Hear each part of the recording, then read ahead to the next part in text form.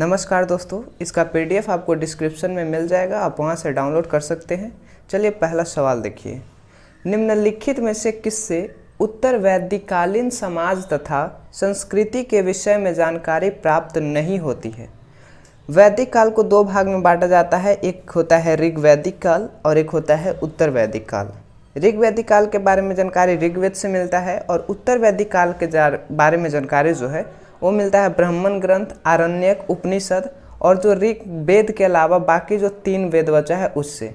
लेकिन संहिता में चारों वेद आ जाता है। चारों वेद को सम्मिलित रूप से क्या कहते हैं? संहिता कहते हैं। तो संहिता से उत्तर वैदिक काल के बारे में जानकारी नहीं मिलता है। अनंत चतुष्टय का संबंध किससे है? इसका संबंध जैन धर्म से है। अशोक के संदर्भ में निम्नलिखित कथनों पर विचार कीजिए। सिंहली अनुश्रुतियों के अनुसार अशोक शैव धर्म का अनुयायी था। अशोक शैव धर्म का अनुयायी जरूर था, लेकिन यह राजतरंगिणी के अनुसार था। राजतरंगिणी में यह लिखा गया है कि जो अशोक था वह शैव धर्म को मानता था। और दूसरा है कि अशोक अपने शासक के 20वें वर्ष बोधगया की यात्रा किया। नहीं भाई, 10वें वर्ष जो था अपने शासन के 10वें वर्ष बोधगया की यात्रा पे गया था। और तीसरा कहता है कि स्वनियंत्रण अशोक की धम्म नीति का मूल सिद्धांत है। यह कथन सही है तो केवल तीसरा सही हो जाएगा। हर्षवर्धन को शिलादित्य संबोधन मिला था, यानी कि हर्षवर्धन को शिलादित्य किसने कहा था? हर्षवर्धन अंतिम हिंदू का महान शासक था, ठीक ना। इसे अंतिम हिंदू का महान शासक कहा जाता है।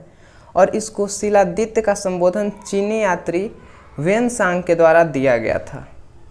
कैलाश मंदिर एलोरा निर्मित है। देखिए, उत्तर भारत में नागर शैली से मंदिर का निर्माण होता है, दक्षिण भारत में द्रविड़ शैली से, और जो मध्य भारत है उसमें बेसर शैली का प्रयोग होता है। तो यहाँ पे ऑप्शन सी करेक्ट हो जाएगा। मध्यकालीन ऐतिहासिक ग्रंथ फतवा ए जहांदारी के रचनाकार कौन है? इसके रचनाकार हैं जियाउद्दीन वर्णी। अबू फजल की रचना है अबुल फजल की अकबरनामा। अकबरनामा अबू फजल की रचना है। बलवन की रक्त एवं लौह की नीति को त्यागने वाला पहला मध्यकालीन शासक कौन था?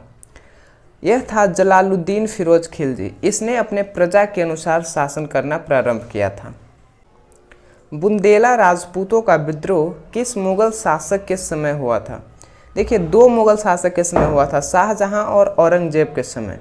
लेकिन सबसे पहले हुआ था शाहजहां के समय। तो यहाँ पे क्वेश्चन में है सबसे पहले किस शासन के समय हुआ था? तो शाहजहां के समय 1628 ईस्वी में हुआ था।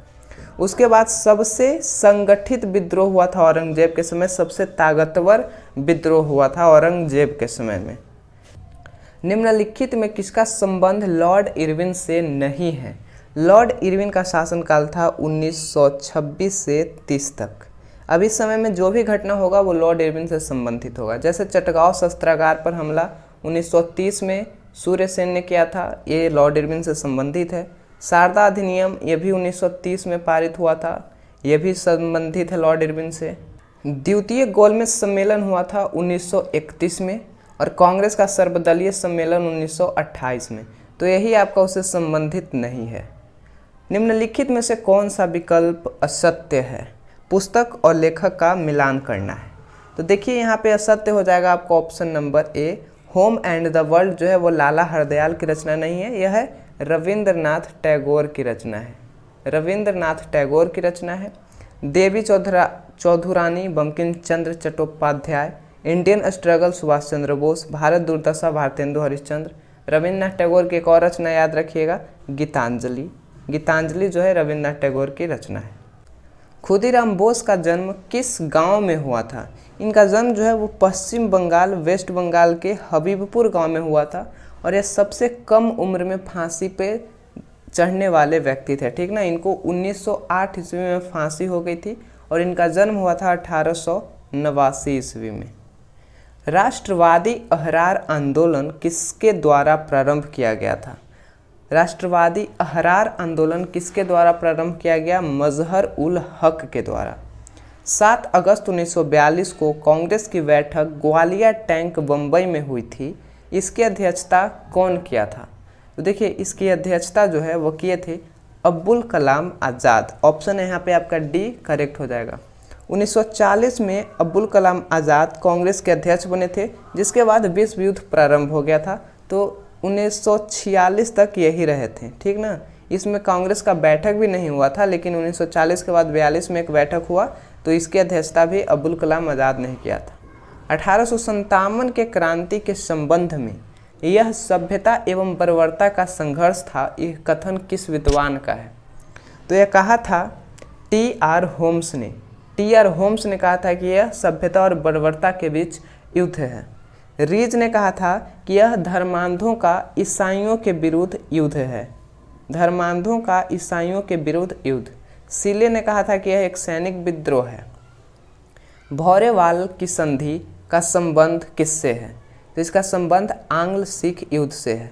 2 आंग्ल सिख युद्ध हुए हैं, एक हुआ था 1845 से 46 और एक हुआ था 1848 से 49, ठीक है।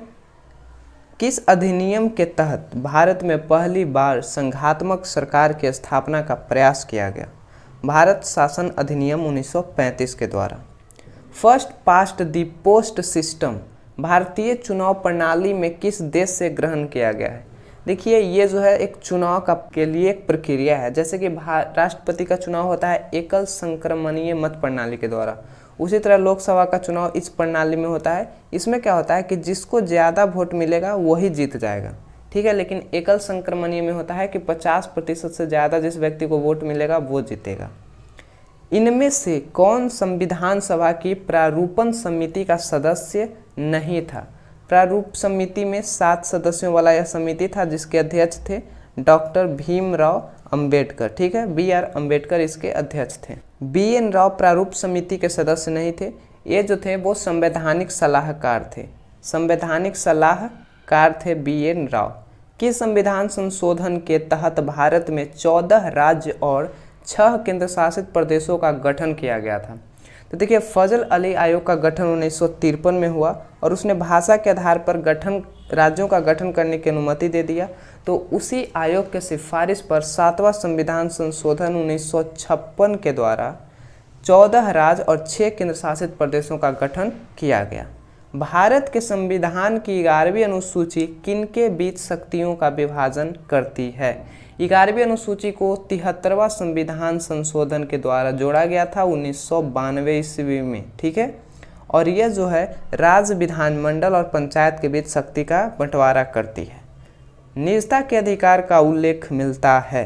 निजता का अधिकार मौलिक अधिकार है, जो कि यह 2017 से मौलिक अधिकार में जोड़ा गया था, ठीक ना।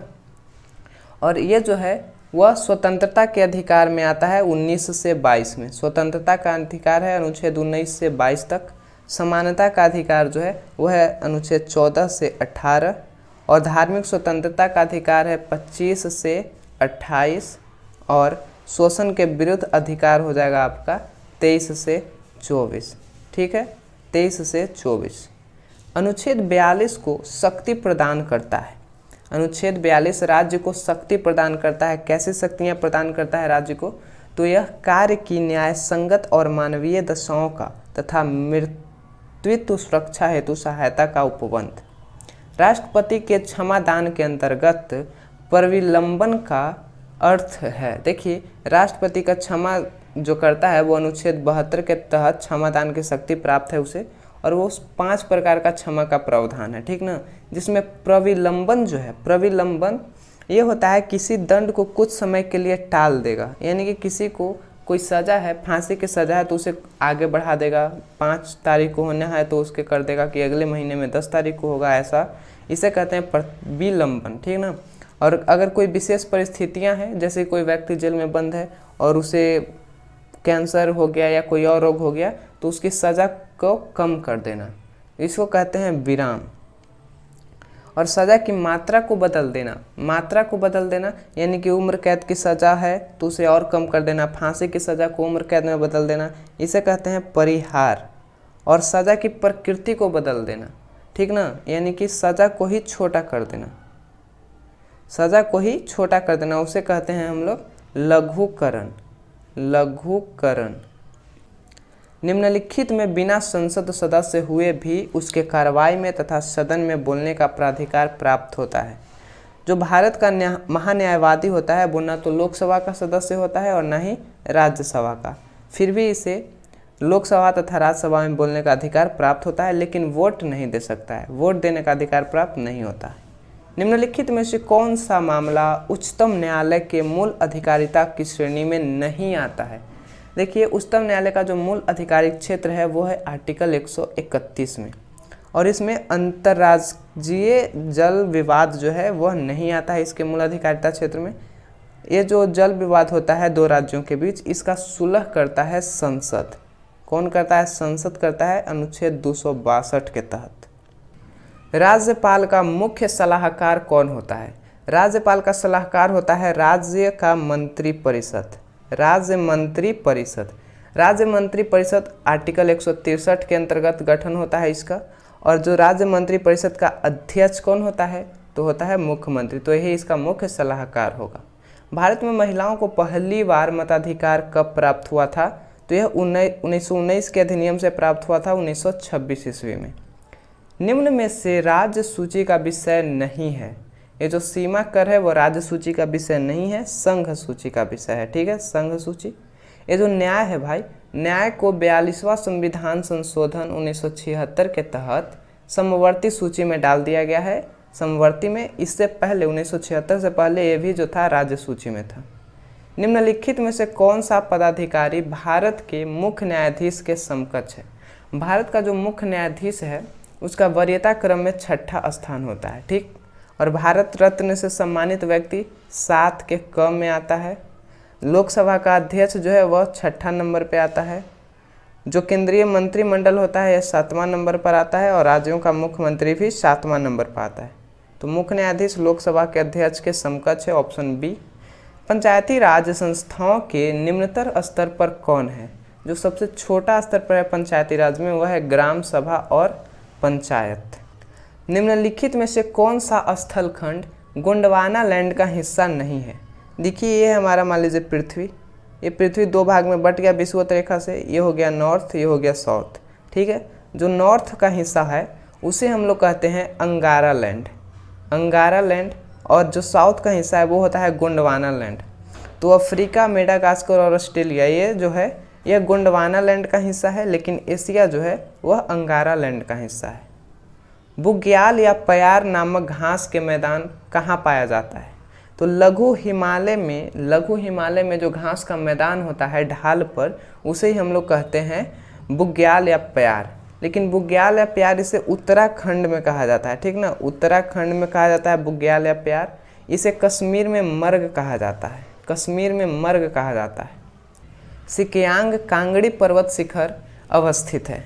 तो देखिए, इसका विस्तार जो है वह POK से लेकर के चीन तक है। ठीक ना, लेकिन भारत जो है POK को अपना हिस्सा मानता है, इसलिए इसका राइट आंसर ऑप्शन डी हो जाएगा। भारत में POK से चीन तक विस्तार है। भारत का दूसरा सबसे बड़ा डेल्टा कौन सी नदी बनाती है? सबसे बड़ा डेल्टा सुंदरबन डेल्टा है, और दूसरा सबसे बड़ा डेल्टा का निर्माण कृष्णा नदी और गोदावरी नदी करती है। कृष्णा और गोदावरी नदी मिल करके करता है। भारत में होने वाली वर्षा मुख्य रूप से किसके द्वारा नियंत्रित होती है? तो यह भू आकृतियों के द्वारा नियंत्रित होता है, ऑप्शन बी। निम्नलिखित में से किस मृदा में मृदा संस्तर यानी कि सॉइल प्रोफाइल नहीं पाया जाता है? जलोढ़ मृदा में नहीं पाया जाता है। सामुदायिक कृषि वानिकी का उद्देश्य क्या होता है? इसका उद्देश्य होता है भूमिहीन लोगों को वनीकरण से जोड़ना। भारत में कुल कितने जैव मंडल आरक्षित क्षेत्र घोषित किया गया है? टोटल 18 जैव मंडल आरक्षित क्षेत्र हैं। निम्नलिखित में से कौन सा भारत का सर्वाधिक भौम जल संपन्न देश है, यानी कि जल में सबसे संपन्न क्षेत्र कौन सा है? गंगा और ब्रह्मपुत्र का बेसिन। रत्नागिरी लौह अयस्क उत्पादन क्षेत्र अवस्थित है। रत्नागिरी महाराष्ट्र में अवस्थित है। ठीक है, महाराष्ट्र आपका करेक्ट हो जाएगा। और बेलाडिला लौह अयस्क उत्पादक क्षेत्र है वह है छत्तीसगढ़ में, बहुत VVI है। शक्ति स्थल सौर पार्क जो विश्व का दूसरा सबसे बड़ा सौर पार्क है, यह भारत के किस प्रांत में स्थित है? तो ये स्थित है कर्नाटक में। और जो सबसे बड़ा सौर पार्क है वह है राजस्थान में। कहाँ है? राजस्थान में है, जिसका नाम क्या है? उसका नाम है भरला सौर पार्क, भरला सौर पार्क।